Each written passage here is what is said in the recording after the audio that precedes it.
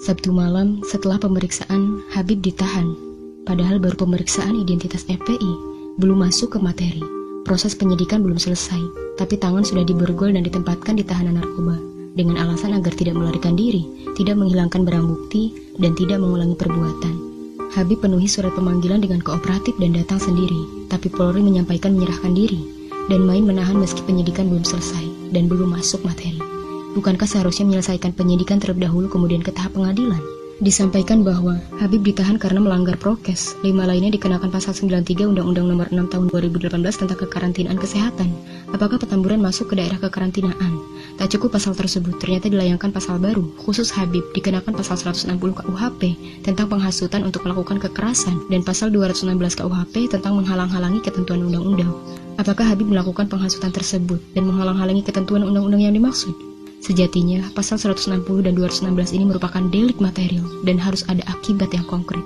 Di sisi lain, pasca penembakan terhadap 6 anggota FPI masih sepi, tempat penembakan tak menyisakan jejak sama sekali. Tak ada garis polisi, semua bersih seolah tak terjadi. Saksi mata yang memandikan jasad korban sudah menyampaikan dengan sejelasnya. Keluarga sudah menyampaikan dengan dukanya. Bahkan barang handphone yang dimiliki korban tak pernah dikembalikan. Kemudian kasus korupsi yang ditangkap dalam 2 pekan waktu itu, seolah membias dan tak dipertontonkan kembali.